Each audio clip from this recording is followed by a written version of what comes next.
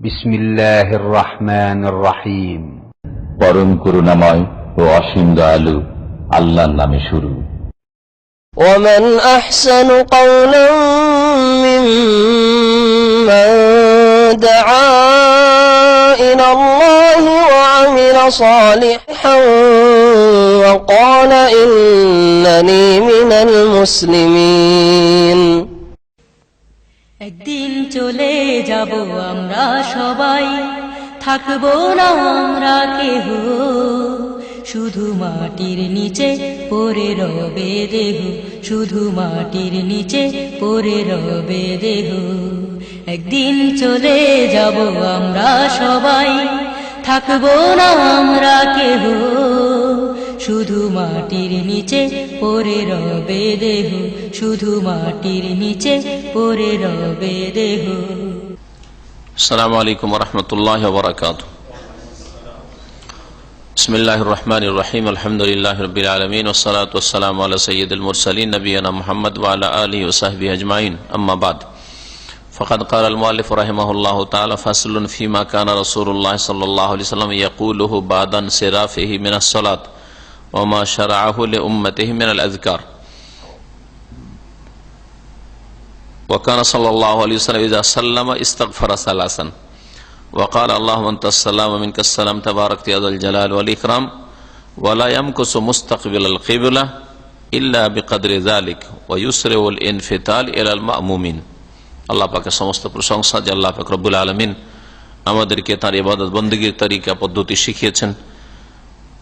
সালাত এবং সালাম নাযিল হয়ে মুহাম্মদ রাসূলুল্লাহ সাল্লাল্লাহু আলাইহি ওয়াসাল্লামের উপর, যাকে আল্লাহ পাক রব্বুল আলামিন আল্লাহ পাকের এই দিনের বিধিবিধান ইবাদত বন্দেগীর তরিকা পৌঁছে দেওয়ার জন্য রাসূল করেছেন।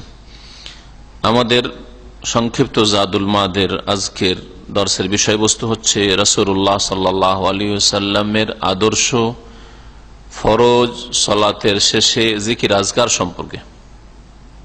ফরজ নামাজের পরে রাসূলুল্লাহ সাল্লাল্লাহু আলাইহি ওয়াসাল্লাম কি জিকির আজকার করতেন? দোয়া মোনাজাত করতেন না জিকির আজকার করতেন? নিঃসন্দেহে এইরকম মোনাজাত, যেটাকে আমাদের দেশের ভাষায় বলা হয়, অর্থাৎ দোয়া করা, হাত তুলে ইমাম সাহেব দোয়া করছেন আর মুক্তাদির আমিন আমিন বলছে, এটা রাসূলুল্লাহ সাল্লাল্লাহু আলাইহি ওয়াসাল্লাম কখনো করেন নাই। যেটা করেছেন তা হচ্ছে জিকির আজকার, সালাম ফেরার পরে জিকির আজকার, বেশ কিছু দোয়া বা আল্লাহ পাকের স্মরণমূলক জিকির, এগুলি পড়েছেন যা নবী সাল্লাল্লাহু আলাইহি ওয়াসাল্লাম থেকে প্রমাণিত। এই হচ্ছে আজকের দর্শের বিষয়বস্তু। বলছেন লেখক, ফাসলুন, এই অধ্যায় হচ্ছে ফীমা কানা রাসূলুল্লাহ সাল্লাল্লাহু আলাইহি ওয়াসাল্লাম ইয়াকুলুহু বাদান সিরাফি মিনাস সালাত। রাসূলুল্লাহ সাল্লাল্লাহু আলাইহি ওয়াসাল্লাম ফরজ নামাজ থেকে ফিরার পরে, মানে সালাম ফেরার পরে কি বলতেন, তার আদর্শ কি ছিল। ওমা শারআহু লিউম্মতিহি মিন আযকার, আর রাসূলুল্লাহ সাল্লাল্লাহু আলাইহি ওয়াসাল্লাম তার উম্মতের জন্য কোন জিকির আজকারগুলি এই দিন ইসলামের বিধিবিধানে আমাদের মাঝে ছেড়ে গেছেন, শরীয়ত হিসাবে দিয়েছেন। এই মর্মে 10-এর বেশি জিকির আজকার রয়েছে, যেগুলি আজকে লেখক আল্লামা ইবনুল কাইয়িম রাহমাতুল্লাহ আলাইহি, যে মূল কিতাবের লেখক জাদুল মাদ, আর সংক্ষিপ্ত করেছেন সেই কিতাবকে শাইখুল ইসলাম মুহাম্মদ ইবনে আব্দুল ওয়াহাব রাহমাতুল্লাহ আলাইহি। এই কিতাবের মাধ্যমে জানব। বলছেন যে ওয়াকানা ইযা সাল্লামা ইস্তাগফারা সালাসান, রাসূলুল্লাহ সাল্লাল্লাহু আলাইহি ওয়াসাল্লাম সালাম ফিরলে 3 বার করে ইস্তিগফার করতেন। আস্তাগফিরুল্লাহ আস্তাগফিরুল্লাহ আস্তাগফিরুল্লাহ, আমি আল্লাহর কাছে ক্ষমা চাই, মার্জনা কামনা করি, মার্জনা কামনা করি। ইস্তিগফার মানে মাফ চাওয়া, ক্ষমা চাওয়া, মার্জনা কামনা করা। গাফারা ইগফির মানে মাফ করা, ক্ষমা করা। আর ইস্তিগফারা সিন তা লাগিয়ে দিলে কামনার অর্থ হয় ক্ষমা, মার্জনা তলব করা। তাহলে রাসূলুল্লাহ সাল্লাল্লাহু আলাইহি ওয়াসাল্লামের জিকির শুরু হইতো সালাম ফেরার পরে ইস্তিগফার দিয়ে। এটাই অধিকাংশ আইম্মায়ে কেরাম, উলামায়ে কেরাম দের মতামত। আহলে হাদিস উলামারা ভারত, বাংলাদেশ, পাকিস্তানে অনেকেই তাকবীর দিয়ে শুরু করেন, সালাম ফেরার পরে আল্লাহু আকবার বলেন। তারা দলিল হিসাবে সহিহ মুসলিমের একটি হাদিস আব্দুল্লাহ বিন আব্বাস রাদিয়াল্লাহু তাআলা আনহুমা থেকে বর্ণিত তা পেশ করেন, সেই হাদিসটা দুইভাবে বর্ণিত রয়েছে। একভাবে রয়েছে যে নবী সাল্লাল্লাহু আলাইহি সাল্লামের নামাজের সমাপ্তি, নামাজ শেষ হয়েছে, সালাম ফিরা হয়ে গেছে, এটা বোঝা যেত তাকবীর দ্বারা। এই তাকবীর শব্দ থেকে তারা নিয়েছেন যে আল্লাহু আকবার বলতে হবে, কিন্তু নবী সাল্লাল্লাহু আল্লাহু আকবার বলতেন এই ভাষায় কোনো হাদিস নেই। আব্দুল্লাহ ইবনে আব্বাস রাদিয়াল্লাহু তাআলা আনহুমা থেকে আরেকটি বর্ণনা রয়েছে যে রাসূলুল্লাহ সাল্লাল্লাহু আলাইহি ওয়াসাল্লামের নামাজের সমাপ্তি বোঝা যেত জিকির দিয়ে, উচ্চ স্বরে জিকির শুরু করতেন। এই জিকির মনে মনে নাই, আমাদের দেশের হানাফি ভাইরা মনে মনে জিকির করে, উচ্চ স্বরে মোটে আওয়াজ করে না, যদি করেও প্রথম কথা জিকির করেই না, তারা এই জিকিরগুলো পড়ে না। দেশে প্রচলিত বিদআত রয়েছে, সালাম ফেরার পরে হাত উঠিয়ে দিবে ইমাম সাহেব, আর বাকিরা আমিন আমিন বলবে, মোনাজাত করে, তাহলে জিকির করেই না। আর যদি কেউ করেও তারা মনে মনে করে, একটু পাশের লোকও শুনতে পায় না, যেটা সুন্নাতের খেলাফ। আব্দুল্লাহ ইবনে আব্বাস রাদিয়াল্লাহু তাআলা হাদিস রাফুস সাউতে বিযিকরে, জিকির উচ্চ স্বরে করার মাধ্যমে জানা যেত যে রাসূলুল্লাহ সাল্লাল্লাহু আলাইহি ওয়াসাল্লাম নামাজ শেষ হয়ে গেছে, সালাম ফেরার পরে জিকির উচ্চ স্বরে হইতো। এখানে তাকবীর আসেনি, জিকির শব্দটি এসেছে। এই জন্য সৌদি আরবের সমস্ত উলামায়ে কেরামরা, আর এই বিষয়টি নিয়ে আমরা আমাদের ইউনিভার্সিটিতে পড়াশোনার কালে যেহেতু আহলে হাদিসদের কাছ থেকে ওইটাই শুনে এসেছি, তারপর হাদিসও আমরা দেখতাম যে তাকবীর শব্দ রয়েছে, এই জন্য তাদের সাথে অনেক বাহাস আলোচনা করেছি যে আপনারা এই আল্লাহু আকবার এর উপর তাকবীরের উপর আমল কেন করেন না। ওরা বলছে তাকবীর মানে আল্লাহু আকবার নয়। একটি হাদিস আর এক হাদিসের ব্যাখ্যা করে, সেটা জিকির। আর জিকির নবী সাল্লাল্লাহু আলাইহি ওয়াসাল্লাম শুরু করতেন আস্তাগফিরুল্লাহ দিয়ে। এই জন্য আরব দেশে আল্লাহু আকবারের প্রচলন নেই। অনেক আহলে হাদিস ভাইরা মনে করে যে আরব দেশে এর উপর আমল করে না কেন। আমার এই আলোচনা থেকে সেটা স্পষ্ট হয়ে যাবে যে তারা বলছেন তাকবীর নয়, বরং তাকবীর মানে আল্লাহ পাকের মহত্ব বড়ত্ব বর্ণনা করা, আর সেটা জিকিরও হইতে পারে, যার ব্যাখ্যা আর একটি হাদিস করে যে রাসূলুল্লাহ সাল্লাল্লাহু আলাইহি ওয়াসাল্লামের উচ্চস্বরে জিকির দিয়েই আমরা বুঝতে পারতাম যে নামাজ শেষ হয়ে গেছে। সেটা ছিল আস্তাগফিরুল্লাহ আস্তাগফিরুল্লাহ আস্তাগফিরুল্লাহ, আল্লাহু আলাম। ওয়াকালা, আর তারপরে বলতেন ইস্তিগফারের পরে 2 নম্বরে, আল্লাহুম্মা আনতাস সালাম, হে আল্লাহ তুমি শান্তির আধার, তোমার নাম আসসালাম, সমস্ত শান্তির মালিক আল্লাহ পাক রব্বুল আলামিন, আল্লাহর নাম আসসালাম। ওয়া মিনকাস সালাম, এবং সার্বিক শান্তি তোমার পক্ষ থেকে আসে। তাবারাকতা, তুমি বরকতময়, ইয়া যাল জালাল ওয়াল ইকরাম, হে মহিয়ান গরিয়ান। জাল জালাল, জালাল ওয়ালা, জালালের মালিক, এবং ইকরাম মর্যাদা এবং সম্মান ইজ্জতের মালিক। ওয়ালা ইয়ামকুসু মুস্তাকবিলাল কিবলাহ, আর তারপরে রাসূলুল্লাহ সাল্লাল্লাহু আলাইহি ওয়াসাল্লাম কিবলামুখী হয়ে অবস্থান করতেন না, ইল্লা বিকাদরি যাল, এতটুকু বাস। 3 বার আস্তাগফিরুল্লাহ পড়তে যতক্ষণ লাগে, আর তারপরে এই দোয়াটি আস্তাগফিরুল্লাহ আস্তাগফিরুল্লাহ আস্তাগফিরুল্লাহ, আল্লাহুম্মা আনতাস সালাম ওয়া মিনকাস সালাম তাবারাকতা ইয়া যাল জালাল ওয়াল ইকরাম, এটা পড়া হলেই মুসল্লির দিকে ফিরে যেতেন, আর কিবলামুখী হয়ে বসে থাকতেন না। তাহলে এরপরে বেশ কিছুক্ষণ কিবলার দিকে মুখ করে ইমাম সাহেবের বসে থাকা, এটা সুন্নতের খেলাফ, যেটা প্রচলন দেশে রয়েছে। ওয়া ইউসরিউল ইনফিতাল ইলাল মামুমিন, দ্রুত রাসূলুল্লাহ সাল্লাল্লাহু আলাইহি ওয়াসাল্লাম মুক্তাদিদের দিকে ফিরে যেতেন। এই দুটো জিকিরের পরেই দ্রুত রাসূলুল্লাহ সাল্লাল্লাহু আলাইহি ওয়াসাল্লাম মুক্তাদিদের দিকে ফিরে যেতেন। কতটুকু ফিরতেন? ডান দিকে বাম দিকে বাঁকা হয়ে, যেটা হানাফি ইমাম সাহেবেরা করে হানাফি মসজিদে না। ওয়াকানা ইয়ানফাতুল আন ইয়ামিনিহি ওয়া আন ইয়াসারিহি, আর রাসূলুল্লাহ সাল্লাল্লাহু আলাইহি ওয়াসাল্লাম যখন ফিরতেন মুক্তাদিদের দিকে, কখনো ডান দিক দিয়ে ফিরতেন, কখনো বাম দিক দিয়ে ফিরতেন, 2 রকমই ফিরতেন। কিবলামুখী আছেন, এইভাবে ফিরে গেলেন, তো ডান দিকে ফিরা হইল, হ্যাঁ, আর কখনো কখনো বাম দিক দিয়ে ফিরতেন। তাহলে এটা মনে করা যে না ইমাম সাহেবকে ডান দিকে এইভাবেই ফিরতে হবে, না, এটা কোন আবশ্যক জিনিস না, বা এটাই যে সুন্নাত তা না। নবী সাল্লাল্লাহু আলাইহি ওয়াসাল্লাম যখন যেমন মনে করতেন, কখন এইভাবে ফিরে গেলেন, কখন এইদিকে ফিরে বসলেন, এইভাবে ফিরে বসলেন, ফিরতেন। ডান দিক দিয়ে ফিরতেন, বাম দিকে দিয়ে ফিরতেন, এর মানে এটাও না যে ডান দিকে একটু কাছে এইভাবে বসে থেকে গেলেন, কিবলা এইদিকে এইভাবে বসে থেকে গেলেন। বাম দিকে ফিরতেন মানে এইদিকে একটু কাছে বসে থেকে গেলেন, না, এটা করতেন। যেমন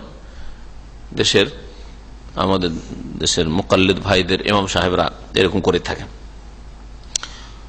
বরং কি করতেন, সুম্মা কানা ইউকবিলু আলাল মা'মুমিনা বিওয়াজহিহি, অতঃপর ডান দিক দিয়ে ফিরুক আর বাম দিকেই ফিরুক।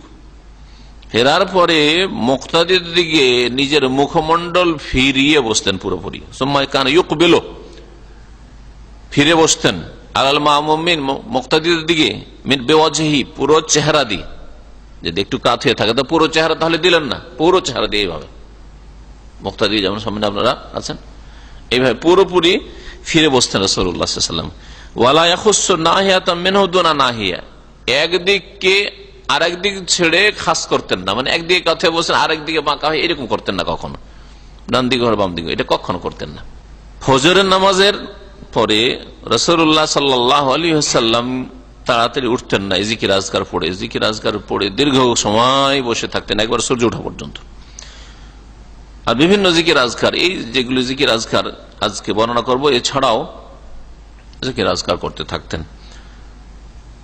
ওয়াকানা ইযা সাল্লাল ফাজর, আর রাসূলুল্লাহ যখন ফজরের সালাত আদায় করতেন, জালাসা ফি মুসাল্লাহু, নিজের নামাজের জায়গায় মুসাল্লায় বসে থাকতেন। হাত্তা তাতুলু আশ-শামসু হাসানা, সূর্য সুন্দরভাবে উদয় হওয়া পর্যন্ত, পুরোপুরি উদয় হওয়া পর্যন্ত। যে সূর্য একটু উঠেছে না, পুরোপুরি যখন আকাশ সূর্য উঠে যেত, অর্থাৎ সূর্য ওঠার প্রায় 20 মিনিট পর উঠতেন, আর উঠে তখন নামাজ পড়তেন 2 রাকাত, যেটাকে সালাতুল ইশরাক বলা হয়। তো আজকাল ক্যালেন্ডার গুলিতে, আরবি ক্যালেন্ডারে সৌদি আরবে যে ইশরাকের টাইমটা দেওয়া আছে, মানে ইশরাক মানে সূর্য উদয় হওয়া, আশরাকাতে শামস মানে সূর্য উঠেছে বা উদয় হচ্ছে। তো সূর্য উঠার টাইমটা দেওয়া আছে, যেই টাইমটা লিখা আছে দেখবেন একটা ফজরের টাইম লিখা আছে, তারপর ইশরাক লিখা আছে। ইশরাকের টাইম হইলেই আপনি শুরু করে দিলেন উঠে ইশরাকের নামাজ, এটা করবেন না, কমপক্ষে 20 মিনিট থামবেন যাতে করে সূর্যটা পুরোটা উঠে যায়। ঠিক ইশরাকের সময় মানে সূর্য এখন উঠছে, একটু জেগে গেছে, তো সূর্যটা উঠতে তো সময় লাগবে। আর পুরোপুরি যতক্ষণ পর্যন্ত সূর্যটা না উঠে যাচ্ছে ততক্ষণ পর্যন্ত কাফেররা, যেহেতু যারা মুশরিক, সূর্যের পূজারী, সূর্যের পূজা করে, যারা দেবদেবীর পূজারী, তাদের সকাল সন্ধ্যার কিছু পূজা আছে, এই সময়টাই পূজা করে, যার ফলে মুশরিকদের সাদৃশ্যতা যেন না চলে আসে, এজন্য এই সময়টাই নামাজ পড়বেন না। ওয়াকানা ইয়াকুলু ফি দুবুরি কুল্লি সালাতি মাকতুবা, আর প্রত্যেক ফরজ নামাজের পরে রাসূলুল্লাহ সাল্লাল্লাহু আলাইহি ওয়াসাল্লাম বলতেন, মানে এই জিকির আজকারগুলি ফরজ নামাজের পরে, সুন্নাত নামাজের পরে নয়। কি বলতেন? লা ইলাহা ইল্লাল্লাহু ওয়াহদাহু লা শারীকা লাহু লাহুল মুলকু ওয়া লাহুল হামদু ওয়া হুয়া আলা কুল্লি শাইইন কাদির। আল্লাহ ছাড়া সত্য মাবুদ নেই, তিনি একক, তার কোনো শরীক নেই, সবকিছুর মালিকানা তার, লাহুল মুলকু ওয়া লাহুল হামদু, সমস্ত প্রশংসা তার, ওয়া হুয়া আলা কুল্লি শাইইন কাদির, তিনি সবকিছুর উপর ক্ষমতাবান। তারপরে পড়তেন 4 নম্বরে, আল্লাহুম্মা লা মানিয়া লিমা আতাইতা ওয়া লা মুতিয়া লিমা মানাত ওয়া লা ইয়ানফাউ যাল জাদ্দি মিনকাল জাদ। হে আল্লাহ, লা মানিয়া লিমা আতাইতা, তুমি যা দাও তাতে কেউ বাধা দেওয়ার নেই। আল্লাহ যদি দেন তাহলে কোন শক্তি সেটা রুখতে পারে না, থামাতে পারে না।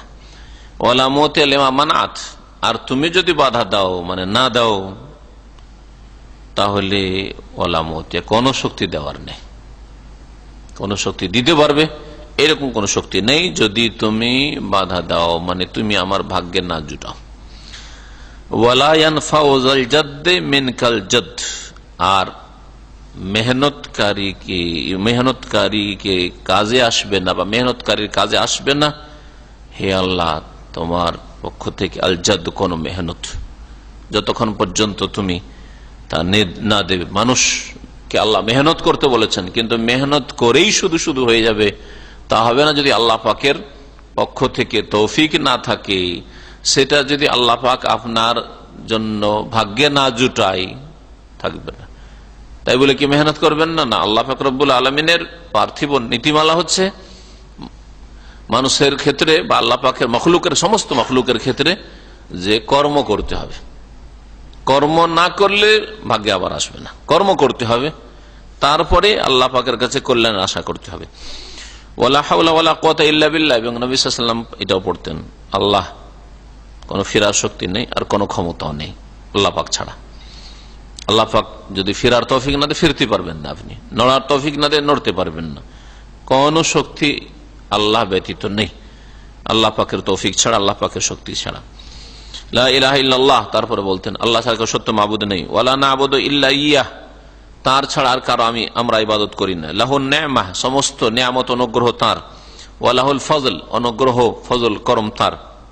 ওয়ালাহুস সানাউল হাসান, আর সুন্দর সুন্দর গুণগান বা প্রশংসা তার। লা ইলাহা ইল্লাল্লাহ মুখলিসিনা লাহুদ্দিন ওয়ালাউ কারিহাল কাফিরুন, আল্লাহ ছাড়া কেউ সত্য মাবুদ নেই, মুখলিসিনা লাহুদ্দিন, তার জন্য আনুগত্যকে নিখুঁত করছি আমরা। ওয়ালাউ কারিহাল কাফির, যদিও কাফের তা ঘৃণা করে, বরদাস্ত করতে পারে না যে এক আল্লাহর আনুগত্য করা হোক, এক আল্লাহর জন্য ইবাদতকে খালেস করা হোক, এটা কাফের পছন্দ করে না। সহিহ মুসলিমে এই দোয়াগুলি রয়েছে, জিকিরগুলি রয়েছে।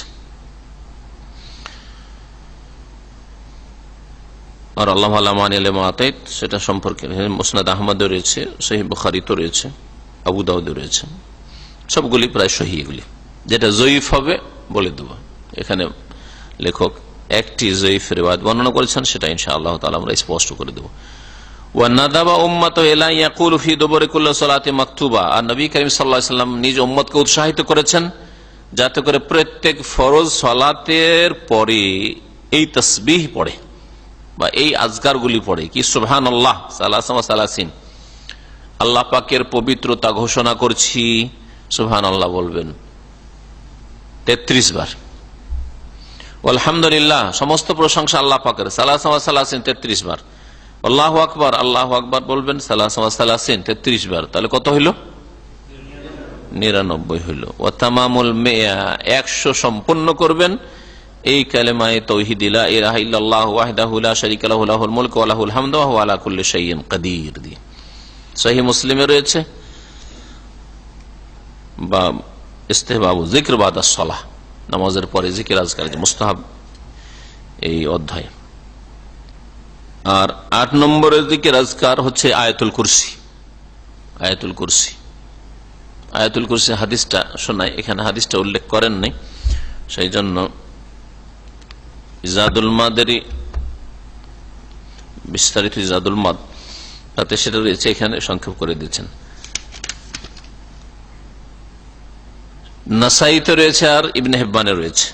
রাসূলুল্লাহ সাল্লাল্লাহু আলাইহি সাল্লাম বলেন, মান কারা আয়াতুল কুরসি ফি দুবুরি কুল্লি সালাতি মাকতুবাহ, কোন ব্যক্তি যদি আয়াতুল কুরসি পাঠ করে প্রত্যেক ফরজ সালাতের পরে, লাম ইয়ামনাহু মিন দুখুলিল জান্নাহ, তাহলে জান্নাতে যেতে তাকে বাধা দিতে পারবে না কোনো কিছু, ইল্লা ইয়ামুত, একমাত্র একটি জিনিস, সেটা হচ্ছে মওত। যতক্ষণ মারা না গেছে ততক্ষণ জান্নাত পাবে না, কোনো কেউ জান্নাত পাবে না। বরং দুনিয়া সিজনুল মুমিন, এই দুনিয়া ইহ জগৎ হচ্ছে মুমিন আল্লাহ ভীরুর জন্য, আল্লাহর প্রতি বিশ্বাসীর জন্য, সৎকর্মশীল জন্য সিজন, জেল স্বরূপ, কারাগার স্বরূপ। এখানে কষ্ট ক্লেশ করতে হবে, এখানে বাধা নিষেধ রয়েছে, এটা কর্মজগৎ। সুতরাং কোনটা করবেন? আল্লাহ যেটা করতে বলেছে। কোনটা বলবেন? আল্লাহ পাক যেটা বলার অনুমতি দিয়েছেন। আর যার আল্লাহ অনুমতি দেননি সেটা করবেন না। তাহলে বাধা নিষেধ রয়েছে, যেমন জেলখানায় বাধা নিষেধ রয়েছে, এতদূর পর্যন্ত যেতে পারবেন, তারপর আর যেতে পারবেন না, এখানেই থাকেন। হ্যাঁ, কিন্তু দুনিয়ায় বাইরে থাকলে, জেলের বাইরে থাকলে যেখানে ইচ্ছা সেখানে, যে শহরে ইচ্ছা সেখানে বসবাস করলেন। তাবরানীতে রয়েছে যে রাসূলুল্লাহ সাল্লাল্লাহু আলাইহি ওয়াসাল্লাম সূরা ইখলাস পড়তেন। সূরা ইখলাস, কুল হুয়াল্লাহু আহাদ, তার মানে নামাজ, ফরজ নামাজের পরে সূরা ইখলাস পড়ার হাদিস আমরা পেলাম। মুসনাদ আহমদ আর সুনানের কিতাবাদিতে রয়েছে উকবা বিন আমির রাদিয়াল্লাহু তাআলা আনহু থেকে কাল, বলছেন তিনি সাহাবী, আমারানি রাসূলুল্লাহ সাল্লাল্লাহু আলাইহি ওয়াসাল্লাম আন আকরা বিল মুআউযিযাত ফি দুবুরি কুল্লি সালাহ, আমাকে রাসূলুল্লাহ নির্দেশ দিলেন যে আমি যেন প্রত্যেক নামাজের পরে মুআউযাত, আল্লাহ পাকের পক্ষ থেকে যে আশ্রয় গ্রহণের যে সূরাগুলি নাযিল করা হয়েছে, সূরা ফালাক, নাস, মুআউযাতাইন, 2টি সূরা, যার মাধ্যমে আশ্রয় নেবেন আল্লাহ পাক রব্বুল আলামিন, আশ্রয় গ্রহণ করবেন, যেগুলি আপনাকে সমস্ত রকমের অনিষ্ট থেকে রক্ষা করে। আর সূরা ইখলাস দিয়ে মুআউযাত তার বহু বচন করা হয়েছে, তার মানে সূরা ইখলাস, কুল হুয়াল্লাহু আহাদ, সূরা ফালাক, সূরা নাস, এই তিনটি পড়া প্রমাণিত হইল এই হাদিস থেকে। মুসনাদ আহমদে রয়েছে আর সুনানে কিতাবাইতে রয়েছে।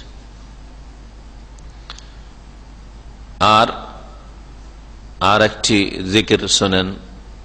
মুআয রাদিয়াল্লাহু তাআলা আনহুকে রাসূলুল্লাহ সাল্লাল্লাহু আলাইহি ওয়াসাল্লাম উপদেশ দিয়েছিলেন। মুআয বলছেন যে আমাকে রাসূলুল্লাহ সাল্লাল্লাহু আলাইহি ওয়াসাল্লাম উপদেশ দিয়েছেন যে আন আকুল ফি দুবুরি কুল্লি সালাহ, প্রত্যেক নামাজের পরে যেন বলি আল্লাহুম্মা আইন্নি আলা যিকরিকা ওয়া শুকরিকা ওয়া হুসনি ইবাদাতিক, হে আল্লাহ আমাকে সাহায্য করো, আলা যিকরিকা তোমাকে স্মরণ করার জন্য, ওয়া শুকরিকা তোমার শুকরিয়া জ্ঞাপনের জন্য, ওয়া হুসনি ইবাদাতিক আর তোমার ইবাদতকে সুন্দর করার জন্য। হাদিস আবু দাউদে রয়েছে, নাসাইতে রয়েছে, ইবনে হিব্বানে রয়েছে। দুবুর কুল্লি সালাহ, প্রত্যেক নামাজের পেছনে, দুবুর মানে পেছন, আর মানুষের পেছন বা যে কোনো জিনিসের পেছন হচ্ছে দুই রকম। একটা হচ্ছে যেটা একেবারে লেগে আছে, হ্যাঁ, সেটারই অংশ, ওটাও একটা পেছন। আর আরেকটা হচ্ছে যেটা বাইরে আছে, হ্যাঁ, পৃথক আছে, সেটাও পেছন। আমার বাড়ির পেছন দিকে মানে বাড়ির বাইরে হইতে পারে, আর পেছন সাইডটা হইতে পারে, বাড়ির একটা অংশ পেছন সাইডটা হইতে পারে। হ্যাঁ, এর চাইতে স্পষ্ট বুঝবেন নিজের পেছন দিক, আপনার পেছন দিক কোনটা, হ্যাঁ, পৃথক। আমার পেছনে যে খোলা জায়গা আছে এটাও হইতে পারে, এটাও হইতে পারে। আবার কখনো কখনো এই অর্থ হয় যে পেছন মানে সামনের দিক না, এটা না, বোঝায় না? আমার পেছন দিকে ব্যথা করছে, ব্যাক পেন কোনটা বলে, পেছনে মানে আলাদা দূরে শরীরে, তাই না? আমার শরীরের একটা অংশ পেছন দিক, তাহলে অর্থ তো হইল পেছন শব্দটা ব্যবহার। হ্যাঁ, এটা বুঝে নিলে তাহলে নবী সাল্লাল্লাহু আলাইহি ওয়াসাল্লাম প্রত্যেক নামাজের পেছনে দুবুর পেছনে পাঠ করতেন। পেছন মানে সালামের আগে না সালামের পরে? হতে পারে সালামের আগে, এটা হইতে পারে, আর হইতে পারে সালামের পরে।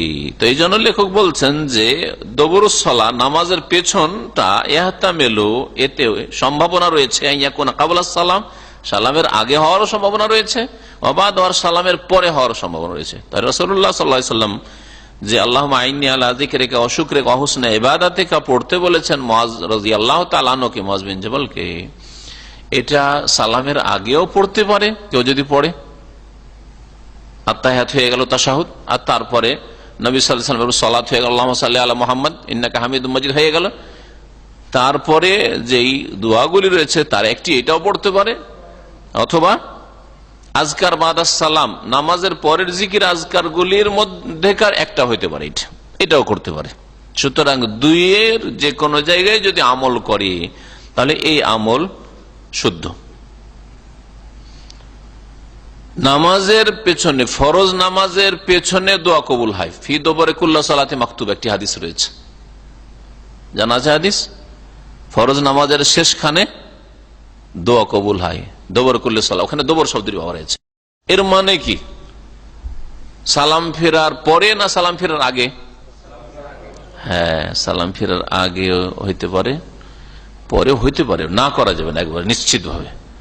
কিন্তু সালামের আগে আমরা এখানে বলবো এক নম্বরে। কেন? কারণ নবী সাল্লাল্লাহু আলাইহি ওয়াসাল্লাম অন্য হাদিসে বলেছেন যে তোমাদের তাশাহুদ যখন পড়া হয়ে যাবে আর দরুদ পড়া হয়ে যাবে, সালাত আলান নবী যখন হয়ে যাবে, ইন্নাকা হামিদ ওয়ালিয়াতাখাইয়ার মিনাদ দুআই আজাবাহু ইলাইহি, বান্দা যেন চয়েস করে, চয়ন করে, মিনাদ দুআ, দোয়া থেকে, আজাবাহু ইলাইহি, যা পছন্দ হয়, এই সময় দোয়া কবুল হয়। নামাজের ভিতরে দোয়া কবুল হওয়ার দুটো ক্ষেত্র স্থান রয়েছে, একটা হচ্ছে সেজদার মধ্যে, আর একটা হচ্ছে তাশাহুদ আর দরুদের পরে সালাম ফেরার আগেখানে। ততক্ষণ পর্যন্ত আল্লাহর সাথে মোনাজাত করছেন। মোনাজাত মানে চুপিসারে কথা বলা, নাজুয়া থেকে মোনাজাত, ইন্নামান নাজুয়া, নাজুয়া মানে কানে কানে কথা বলা, কাছাকাছি হয়ে আরেকজনের সাথে মুখের কাছে মুখ নিয়ে গিয়ে, কানের কাছে মুখ নিয়ে গিয়ে কথা বলছে, এটাকে মোনাজাত বলা হয়। ইন্নাল মুসাল্লি ইযা সাল্লা, মুসাল্লি যখন নামাজ পড়ে, ইউনাজি রাব্বাহু, তার রবের সাথে নামাজের অবস্থায় কি করে? চুপিসারে কথা বলে, মোনাজাত করে। সালাম ফিরা হইলে নামাজ সমাপ্ত হয়ে গেল, তার চুপিসারে কথা বলা তো শেষ। এজন্য নামাজের পরে যে সম্মিলিত আমাদের দেশে দোয়া রয়েছে, সেটাকে মোনাজাত বলা, এই নামটাও ভুল। এই নামটা তো কোন হাদিস থেকে নেওয়া না, তাদের গড়া এটা নাম।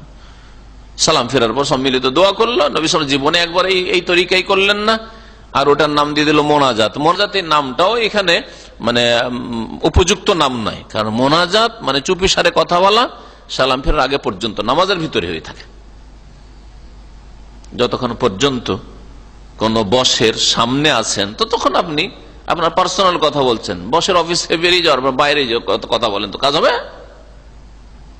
তো নামাজের ভিতরে যতক্ষণ আছেন ততক্ষণ পর্যন্ত রব্বুল আলামিন, যিনি মালিকুন নাস, ইলাহিন নাস, রব্বুন নাস, খালেক রাজিক, তার সাথে আপনি চুপি সারে কথা বলছেন নামাজের ভিতরে। এটা নামাজের ভিতরে দোয়া করা হচ্ছে যুক্তিসঙ্গত, আর নামাজের পরে সালাম ফেরার পরে জিকির আজগার হচ্ছে যুক্তিসঙ্গত। কারণ বিভিন্ন ইবাদতের সমাপ্তির পরে, ইবাদত শেষ হওয়ার পরে আল্লাহ পাক জিকির আজগার করতে বলেছেন, আল্লাহ পাক জিকির আজগার করতে বলেছেন। এই পয়েন্টটি ভালো করে খেয়াল রাখবেন, আপনি পাবেন। নামাজের ক্ষেত্রে নবী সাল্লাল্লাহু আলাইহি ওয়াসাল্লাম সালাম ফেরার পরে জিকির আজগার করেছেন। জুমার নামাজ শেষ হয়েছে, ফাইজা কুজিয়াতিস সালাত ফান্তাশিরু ফিল আরদ ওয়াবতাগু মিন ফাদলিল্লাহ ওয়াজকুরুল্লাহ কাসীরা। দেখছেন, জুমার নামাজ শেষ হয়ে গেছে, এখন দুনিয়াতে রুজি রোজগারে ছড়িয়ে পড়ো, ওয়াজকুরুল্লাহ কাসীরা, আল্লাহকে খুব বেশি বেশি স্মরণ করি, আল্লাহর জিকির আজকার করি, বলিও না। নামাজ শেষ হওয়ার পরে জিকির কি নামাজের শেষে? ফাইজা কাযাইতুমুস সালাতা ফাযকুরুল্লাহ কিয়ামান ওয়া কুউদান ওয়া আলা জুনুবিকুম। এটা জুমার নামাজ না। আর এখানে নামাজ পড়ে বাইরে যাওয়ার পরে বলছেন না, আল্লাহকে বলছে যখন নামাজ তোমাদের সলাতুল খৌফ, ভয়ের নামাজের বিধানের এই আয়াত, এটা তোমাদের নামাজ যখন সম্পূর্ণ হয়ে যাবে ফাযকুরুল্লাহ, তখন আল্লাহ পাকের জিকির আজকার করো, কিয়ামান ওয়া কুউদান ওয়া আলা জুনুবিকুম, দাঁড়িয়ে বসে শুয়ে সব রকম। দেখেন ইবাদত শেষ হচ্ছে, তারপরে জিকির কথা আল্লাহ পাক বলছেন। দেখেন একটা পয়েন্ট, নামাজের ক্ষেত্রে গুরুত্বপূর্ণ ইবাদত ইসলামের নামাজ, বরং তাওহীদের পরে, লা ইলাহা ইল্লাল্লাহর প্রতিষ্ঠার পরে প্রথম কাজ হচ্ছে নামাজ পড়া, ঠিক না? রোজার ক্ষেত্রে দেখেন, সিয়ামের ক্ষেত্রে আল্লাহ পাক রব্বুল আলামিন রোজার সমাপ্তির ক্ষেত্রে বলছেন যে ওয়ালিতুকাব্বিরুল্লাহ আলা মা হাদাকুম। রোজার আয়াতগুলি পড়ে দেখবেন, ওতে আছে যে তুমি কি করো, আল্লাহ পাকের বড়ত্ব বয়ান করা, জিকির আজকার, বড়ত্ব বয়ান করা। আর হজের ক্ষেত্রে ফাইজা কাযাইতুম মানাসিকাকুম ফাযকুরুল্লাহ কাযিকরিকুম আবাকুম আও আশাদ্দা যিকরা। হজের যে আয়াতগুলি রয়েছে সূরা বাকারাতে, ওই আয়াতগুলির শেষে আল্লাহ বলছে ফাইজা কাযাইতুম মানাসিকাকুম, তোমাদের হজের কার্যাবলী যখন তোমরা পুরা করে নেবে, সম্পন্ন করে নেবে, ফাযকুরুল্লাহ, তখন কি করো, আল্লাহর জিকির আজকার করো। দেখলেন, জিকির আজকার করতে বলা হয়েছে। তাহলে দেখেন নামাজের ক্ষেত্রে, রোজার ক্ষেত্রে, হজের ক্ষেত্রে ইবাদত সম্পূর্ণ হইলে তখন কি শুরু হয়, জিকির আজকার শুরু হয়, জিকির আজকার শুরু হয়। ইবাদত শেষ হয়ে তারপর দোয়া না, জিকির আজকার এখন মানে আল্লাহ পাকের গুণগানমূলক কথা, এগুলো হচ্ছে জিকির আজকার। তো এই ছিল জিকির আজকার। জিকির আজকার মোটামুটি 10 বা 10-এর বেশি আপনাদের সামনে বর্ণনা করলাম। ইবনে হিব্বানে রয়েছে ওয়াজাকরা ইবনে হিব্বান ফি সাহিহ আনিল হারিস বিন মুসলিম রাদিয়াল্লাহু তাআলা আনহু থেকে বর্ণনা করেছেন ইবনে হিব্বান রাহমাতুল্লাহি আলাইহি বলছেন, তিনি কালা রাসূলুল্লাহ সাল্লাল্লাহু আলাইহি ওয়াসাল্লাম বলেছেন, ইযা সাল্লাইতাস সুবহা, যখন তুমি ফজরের নামাজ পড়ে নিবে, ফাকুল ক্বাবলা আন তাতাকাল্লাম, মানুষের সাথে কথা বলার পূর্বেই বলো, আল্লাহুম্মা আজারনি মিনান নার, হে আল্লাহ আমাকে জাহান্নামের আগুন থেকে রক্ষা করো, 7 মাররাত, 7 বার করে। এই জিকিরের ফজিলত শুনেন, ফাইন্নাকা ইন মুত্তা মিন ইয়াউমিকা, কারণ তুমি যদি ওই দিনে, যেই দিনে 7 বার করে আল্লাহুম্মা আজারনি মিনান নার, আল্লাহ জাহান্নাম থেকে আমাকে রক্ষা করো বললে ফজর নামাজের পরে, মারা যাও, কাতাবাল্লাহু লাকা জাওয়াজাম মিনান নারি, তাহলে তোমার জন্য আল্লাহ পাক জাহান্নামের আগুন থেকে পরিত্রাণ লিখে দেবেন। জাওয়াজ, পাসপোর্টকে আজকাল জাওয়াজ বলা হয়েছে, কারণ এই পাসপোর্টের মাধ্যমে এক জায়গাতে আরেক জায়গায় যেতে পারবেন। জাওয়াজ মানে অতিক্রম করে যাওয়া। তো আল্লাহ পাক জাহান্নামের আগুন থেকে কি করে পরিত্রাণ দিয়ে দেবেন? আপনি জাহান্নামের আগুনকে অতিক্রম করে জান্নাতে যেতে পারবেন, কারণ পুল যে সিরাত রয়েছে জাহান্নামের উপর রয়েছে। জাওয়াজ, এটা জাওয়াজ বলা হয়েছে। তাজাওয়াজ মানে পার করা, অতিক্রম করা, ওখান থেকে জাওয়াজ। ওয়াইজা সাল্লাইতাল মাগরিব, আর যখন মাগরিবের নামাজ পড়ে নেবে, ফাকুল তখন বলো কাবলা আন তাতাকাল্লাম, কথা বলার পূর্বে, আল্লাহুম্মা আজিরনি মিনান নার, 7 মারাত, 7 বার করে। ফাইন্নাকা ইন মুত্তা মিন লাইলাতিকা, ওই রাতে যদি মারা যাও, কাতাবাল্লাহু লাকা জাওয়াজা মিনান নার, তাহলে জাহান্নাম থেকে আল্লাহ পাক তোমার জন্য পরিত্রাণ, ছাড় প্রাপ্তি লিখে দিবেন। হাদিসটি ইবনে হিব্বানের কথা লেখক বলেছেন, কিন্তু শুধু ইবনে হিব্বান না, ইবনে হিব্বান তো অপরিশুদ্ধ সাধারণ মুসলিমদের জন্য। আবু দাউদে রয়েছে, আখরাজা আবু দাউদ ফি সুনানি কিতাবুল আদব, আদবের অধ্যায়ে ইমাম আবু দাউদ উল্লেখ করেছেন। আর অধ্যায় হচ্ছে বাবু মায়াকুল ইজা আসবাহ, সকাল হলে কি পড়বেন, এই অধ্যায়ে হাদিসটা উল্লেখ করেছেন বা বর্ণনা করেছেন। ওয়া ইসনাদুহু যায়িফুন, কিন্তু এর সনদ হচ্ছে দুর্বল, সনদ হচ্ছে দুর্বল। মুহাদ্দিসিনে কেরাম যারা হাদিসের গবেষক, তাদের কাছে এই হাদিসের সনদ দুর্বল। তাহলে সকাল সন্ধ্যার জিকির, ফজর নামাজের পরে আল্লাহুম্মা আজিরনি মিনান নার 7 বার বলা, বা মাগরিবের পরে আল্লাহুম্মা আজিরনি মিনান নার 7 বার বলা, এই আমলটা আমি যখন একেবারে ছোট ছিলাম না, বলো প্রথম নামাজ শুরু করি, তখন থেকে আমার আব্বা শিখিয়েছিলেন, দীর্ঘদিন পড়েছিলাম। মাশাআল্লাহ, আল্লাহ কবুল করেন, আল্লাহ মাফ করে দেন, আল্লাহ পাক কবুল করে, আল্লাহ জাহান্নাম থেকে রক্ষা করেন। যেভাবে শিখানো হয়েছে ততটা শিখেছি আর আমল করেছি, কিন্তু দীর্ঘদিন আমল করেছি। তারপরে যখন জানলাম জয়ীফ, ঠিক মনে নাই যে কত বছর আগে, অনেক বছর আগে জেনেছি যেটা জয়ীফ, তখন থেকে আমলটা স্টপ করে দিচ্ছি। কিন্তু যখন এই জয়ীফের আমল করতাম, তখন সহিহ বুখারীর ওই হাদিস, যে হাদিসে সাইয়্যিদুল ইস্তিগফার সকালে পড়লে আর সারাদিনের মধ্যে মারা গেলে জান্নাত, হ্যাঁ,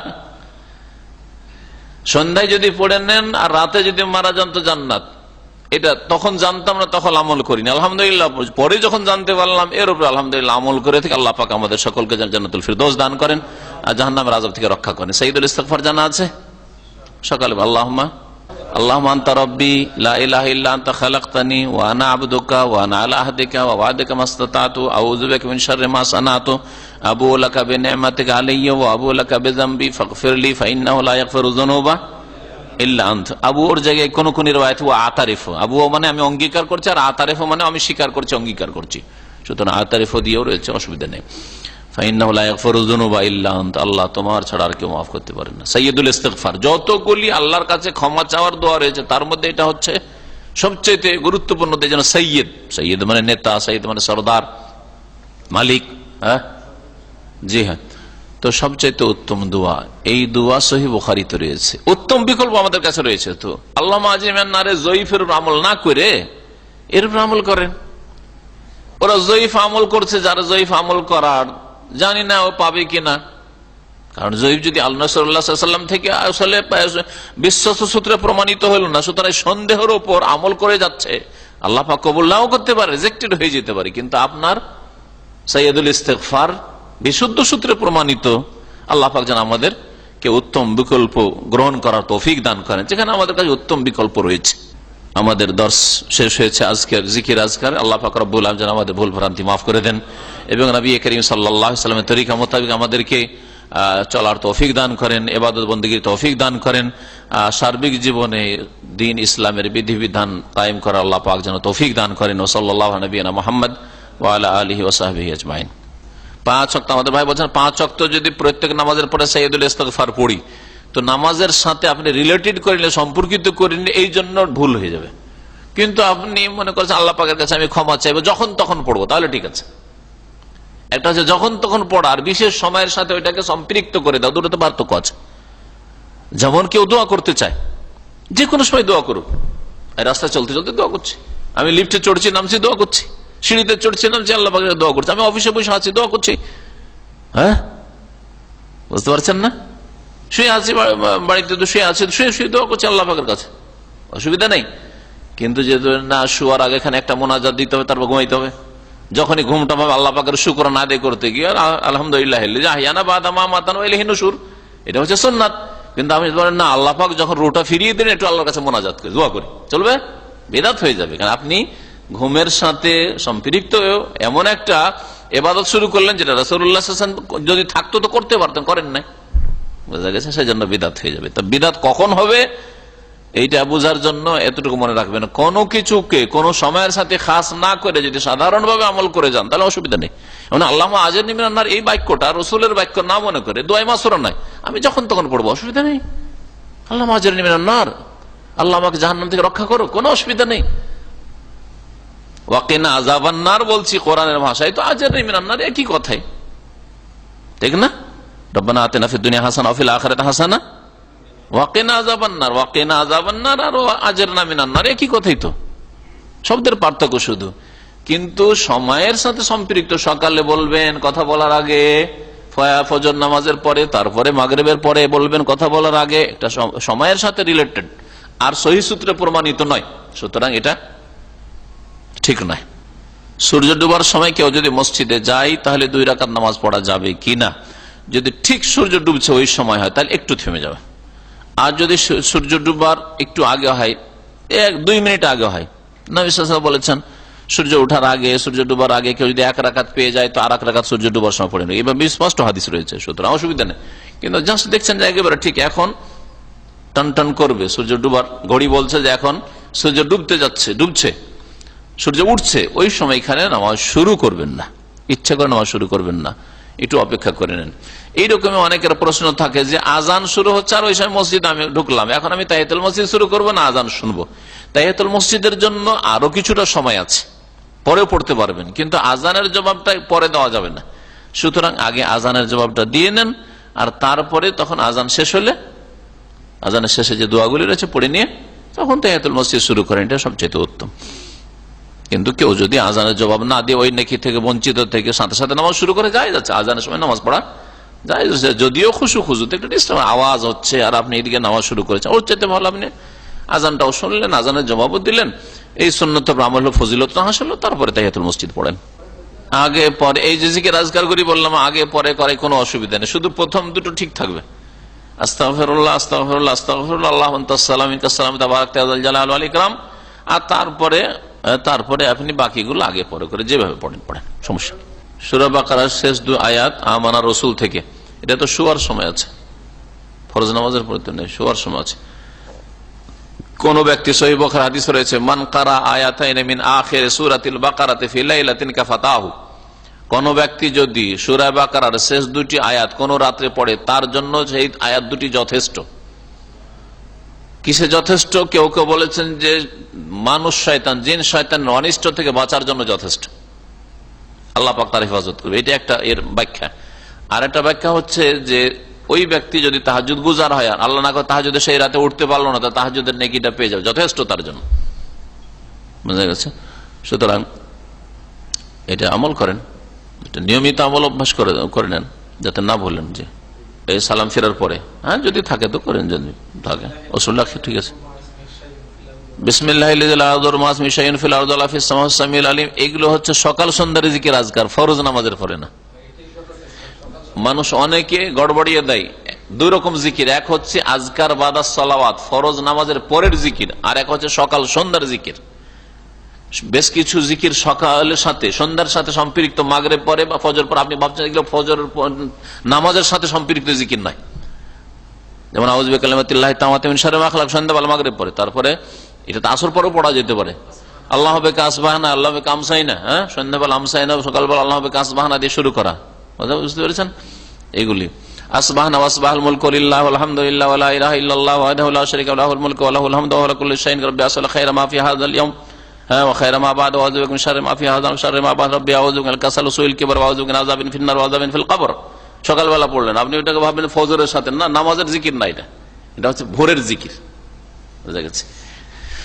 বেশি বেশি জিকিরকারী কে হতে পারবে? শাইখ বিন বাজ রাহমাতুল্লাহ বলেছেন, যেই ব্যক্তি সকাল সন্ধ্যার জিকিরগুলি মোটামুটি মেনটেন করে চলবে, আদায় করবে, 5 ওয়াক্ত ফরজ নামাজের পরে জিকিরগুলি মেনটেন করবে, ঘুমাবার আগে আর ঘুম থেকে ওঠার পরে জিকির আজকারগুলি মেনটেন করবে, আর বাড়ি থেকে বের হওয়ার ঢোকার জিকির আজকারগুলি মেনটেন করবে, হ্যাঁ, কাজা হাজাতের জন্য বাথরুমে যাওয়া আর বের হওয়ার জন্য যে জিকির আজকারগুলি এগুলি মেনটেন করবে, সেই ব্যক্তি আযাকিরুন আল্লাহ কাসীরা ওয়া যাকিরাতের মধ্যে শামিল। আল্লাহ পাক যাদের প্রশংসা করে, আ'আদাল্লাহু লাহুম মাগফিরা ওয়া আজরান আযীমা, তাদের জন্য আল্লাহ পাক মার্জনা এবং মহাপুরস্কার প্রস্তুত রেখেছেন, জাকেরিন হয়ে যাবেন। তাহলে আপনারা জাকেরিন, ওই জাকের মনজিল আল বিদাতি জাকেরিন না, সুন্নতি জাকেরিন আপনারা হবেন। ফুক দেওয়া না, ফুক দেওয়া তো ঘুমের সাথে সম্পৃক্ত, কিন্তু এই তিনটা সূরা পড়া রয়েছে, তিনটা সূরা একবার করে রয়েছে 5 ওয়াক্ত নামাজের পরে, কিন্তু 5 ওয়াক্তের মধ্যে 3 ওয়াক্ত, যোহর, আসর আর এশা, আর ফজর আর মাগরিবে 3 বার করে। আর একটা হাদিস যেটা এতে সংযোজন করা হয়নি, এর সাথে মিলিয়ে 3 বার করে পড়বে। সূরা ইখলাস 3 বার, আর সূরা ফালাক 3 বার, আর সূরা নাস 3 বার করে পড়বে। কিন্তু ওতে ফুঁক দেওয়া নাই। মসজিদে বসে বসে যারা ফুঁক দেয় বিভিন্ন কিছু পড়ে, আর হাত ফিরায়, হাত বুলায় গায়ে, এটা বিদাত, বিছানার সাথে সম্পর্কিত। বিছানায় যখন শুইবেন তখন যে সূরা ইখলাস ফালাক নাস পড়বেন, ওতে ফুঁক দেবেন। আর মাস্তাতামিন যাচ্ছে, যতদূর হাতটা আপনার যায় লম্বা হয়ে শুয়ে। সেজদায় যে কোনো দোয়া পাঠ করে, সেজদার কোনো খাস দোয়া নেই, সেজদার তসবিহ আছে, সেজদায় তসবিহ আছে, তসবির পরে আপনাকে ফ্রি ছেড়ে দেওয়া হয়েছে, যে কোনো দোয়া করেন, যত দোয়া আপনার মুখস্থ থাকে করেন। কোরআন আয়াত পড়ে যে কোনো সময় ফুঁক দিতে পারেন, অসুস্থ হোক আর নাই হোক এমনি দিতে পারেন। কোরআনের যে কোনো আয়াত পড়ে দম করা যেতে পারে, তার মধ্যে বিশেষ বিশেষ কিছু আয়াত রয়েছে, ওগুলো পড়ে ফুঁক দিলে আরো বেশি ভালো, যেমন সূরা ফাতিহা, ইখলাস, ফালাক, নাস, এগুলি, আয়াতুল কুরসি ইত্যাদি। জি হ্যাঁ। তারপরে জিন শয়তান বা বদনজর আসর যদি থাকে, তো জিন শয়তান সম্পর্কিত যতগুলি কোরআনে কারীমের আয়াত রয়েছে সেগুলি পড়ে ফুঁক দেওয়া যেতে পারে। হ্যাঁ হ্যাঁ, 70,000 লোক বিনা হিসাবে আর বিনা আযাবে জান্নাতে যাবে, যারা হুমুল্লাযিনা লা ইয়াস্তারকুন, যারা ঝাড়ফুঁক তলব করে না, কারো কাছে চাই না। লায়ার কুন নাই, লায়াস্তার খুন, হাদিসটা অনেকে বুঝেনি। ঝাড়ফুঁক নিজেকে নিজে করবেন, কিন্তু কাউকে বলবেন যে শেখ একটু ফুঁক দিয়ে দেন তো, একটু ফুঁক দিয়ে দেন তো, আপনি একটু আমাকে ফুঁক দিয়ে দেন তো, এইরকম অন্যের শরণাপন্ন হবেন না। হ্যাঁ, ঝাড়ফুঁক তলব করে না, করে চাই না বলা হয়েছে হাদিসটাই। ওয়ালা একটা আর শরীরে দাগে নাই, সুডানিদের জন্য মতো, এই সুডানিরা বা আফ্রিকানরা যেখানে সেখানে দেখেন দাগ, এই দাগ দেওয়া হারাম, বিশেষ করে চেহারায় তো বিকৃত করা।